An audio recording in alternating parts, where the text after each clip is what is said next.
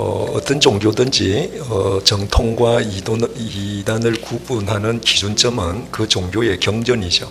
예수님께서 부활 승천하신 뒤에 주후 90년에 얌니아라고 하는 곳에서 유대교 랍비들이 모여서 유대교 경전을 확정했습니다. 그게 지금 우리가 갖고 있는 구약 성경이죠. 유대교는 굉장히 역사가 긴 종교인데 왜 주후 90년에 비로소 자기네들의 경전을 확정했는가? 자신들의 경전을 보호하기 위해서 90년에 이것이 유대교 경전이다 하고 39권을 확정을 했습니다. 그 39권을 기독교는 그대로 받아들여서 구약이 된 거죠. 그러다가 397년도에 그 아프리카 칼타고에서 교회 지도자들이 모여서 신약 성경 27권을 신약의 정경으로 확정해서 구약과 함께 66권을 성경 정경으로 한다라고 결정을 했습니다. 왜 그러면 397년에 교회 지도자들이 그 신약을 정경이라고 확정했는가? 그 기간 동안에 사람들이 자꾸 이상한 글들을 쓰고 이게 하나님 말씀이라고 하거나 아니면 사도들이 쓴 하나님의 말씀을 하나님의 말씀이 아니라고 하는 사람이 생겼던 것입니다. 그래서 정경을 확정할 필요가 있었던 것이죠. 기독교 경우를 보면 기독교 역사상 아주 대표적인 두 이단이 2세기경에 있었습니다. 먼저 2세기 초에 마르시온이라고 하는 이단이 있었는데 그 사람은 영지주의를 주장했습니다. 영지주의라고 하는 것은 영계의 신비를 아는 지식으로부터 구원을 얻는다. 그래서 신령영자에 알지자를 써서 영지주의라고 하는데 그 마르시온이 주장한 내용은 말이죠. 지고의 신이 있는데 이 지고의 신으로부터 많은 신이 유출되었다는 것입니다. 그런데 그 지고의 신으로부터 유출된 신 가운데에 가장 열등했던 신이 여호와라는 거예요. 그 열등한 신이 천지를 창조했기 때문에 천지 창조가 실패했고 인간이 타락했다는 겁니다. 그런데 그 여호와라고 하는 신은 열등하기 때문에 타락한 인간을 구원할 능력도 없이 화만 내는 신이었다는 거예요. 그래서 이 열등한 여호와를 이야기하는 구약은 성경에서 다 제외해야 된다. 그래서 성경 구약을 부정을 했습니다.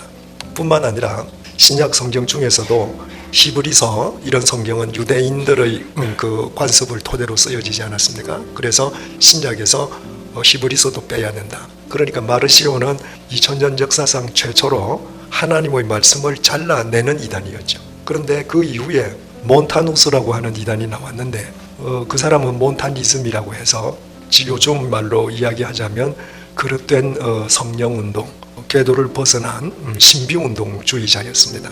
그래서 자기 추종자들을 모아서 공동체 생활을 하고 종말 의식을 강조하면서 그가 주장하기를 보혜사 성령이 자기에게 임하셨다는 거예요. 그래서 자기가 하는 말이 무엇이든 성경이 된다는 것입니다. 그러니까 마르시온이 하나님 말씀을 잘라낸 대표적인 이단이라면 몬타누스는 하나님의 말씀을 덧붙인 이단이 된 것이죠. 그래서 기독교 2000년 역사 동안에 어떤 이단이든 간에 둘 중에 하나입니다. 마르시온 아니면 몬타누스, 잘라내거나 아니면 덧붙였거나. 그래서 지금도 우리에게 주어진 정경을 잘라내는 것도 이단이고 거기에 다른 말을 붙여서 하나님 말씀이라고 하는 것도 이단이고 다를 이자에 끝 단자 전혀 다른 이야기를 하는 사람을 의미하죠. 거기에 덧붙여서 사입이라고 하는 것은 성경을 잘라내거나 덧붙이지는 않는데 성경의 한 구절을 마치 성경의 전체인 양 왜곡시키는 것, 그것을 사입이라고 말을 합니다. 가령 예를 들면 요한 3서 1장 2절에 요한 사도가 가이오라고 하는 장로에게 이런 편지를 쓰면서 이런 구절을 넣었습니다. 너의 영혼이 잘됨과 같이 내가 범사에 잘되고 강건하기를 내가 기도한다. 그러니까 영혼이 잘되면 사업도 잘되고 무병장수한다가 아니라 네가 그렇게 되기를 나 사도 요한이 기도한다 이 말이거든요. 그런데 그 구절을 가져다 놓고 예수 믿고 영혼이 잘되면 사업하고 사업도 잘되고 무조건 건강해야 돼. 혹은 네가 예수 믿는데 사업이 잘 안 되는 거 보니까 네 영적 상태가 안 좋구나.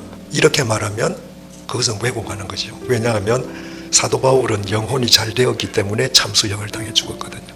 그러면 만약에 영혼이 잘 되면 모든 일도 잘 돼야 된다면 사도 바울은 영혼이 잘못됐다는 사람밖에 안 되거든요. 그래서 정통과 이단 또 사이비는 그렇게 구별되어집니다.